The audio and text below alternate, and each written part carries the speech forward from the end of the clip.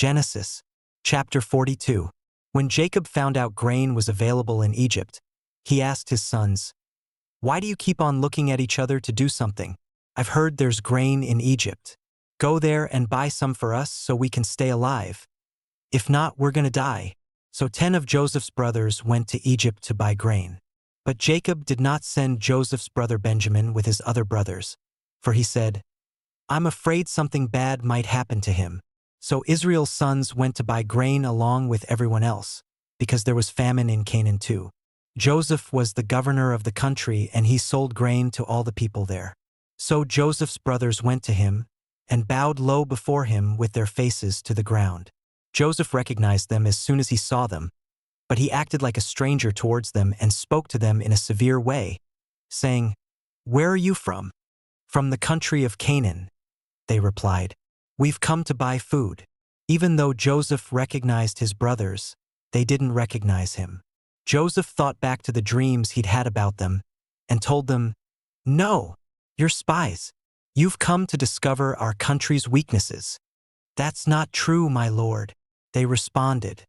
"We, your servants, have just come to buy food. We're all the sons of one man and we're honest. We're not spies." "No, you've come to find our country's weaknesses," he insisted. "Your servants are 12 brothers, the sons of one man living in the country of Canaan," they explained.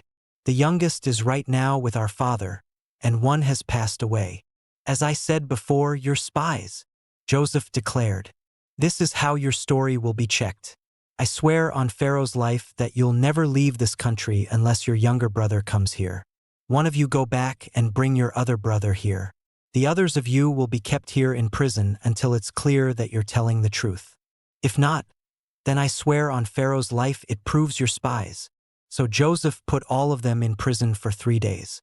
On the third day he told them, "Since I'm someone who respects God, do as I tell you and you'll live. If you're truly honest, choose one of your brothers to stay here in prison. The rest of you can go back home with grain for your hungry families. But you must bring your youngest brother here to me to prove what you're saying is true. If not, you will all die." They agreed to do this. "Clearly we're being punished for what we did to our brother," they said to each other. "We watched him in agony pleading with us for mercy, but we refused to listen to him. That's why we're in all this trouble." Reuben said to them, "Didn't I tell you, don't harm the boy? But you didn't listen to me. Now we're paying the price for what we did to him." They didn't realize that Joseph understood what they were saying because they were talking to him through an interpreter. Joseph stepped away from them because he started crying. He came back when he was able to speak to them again. He chose Simeon and had him tied up as they watched. Joseph gave the order to fill up their sacks with grain, and also to return the money they had paid by placing it in the sacks as well. He also ordered that they should be provided with food for their journey home. All this was done. The brothers loaded the grain onto their donkeys and then set off. On their way they stopped for the night, and one of them opened up his sack to give his donkey something to eat and saw his money there at the top of the sack. He told his brothers, "My money's been returned to me. It's right here at the top of my sack." They were horrified. Trembling with fear, they asked each other, "What is this that God's done to us?" When they arrived home in Canaan, they told their father Jacob everything that had happened. "The man who is the country's governor spoke to us in a severe way and accused us of spying on the land," they explained. "We told him, 'We are honest men. We're not spies. We are 12 brothers, the sons of one father. One has passed away and the youngest is right now with our father in the country of Canaan.' Then the man who is the country's governor said to us, 'This is how I'll find out if you're telling the truth. You are to leave one of your brothers here with me while the rest take grain home for your hungry families. Then bring your youngest brother to me. That way I'll know you're not spies but you're telling the truth. I'll release your brother to you, and you can stay in the country and trade.' As they emptied their sacks, each one's money bag was there in his sack. When they and their father saw the money bags, they were horrified.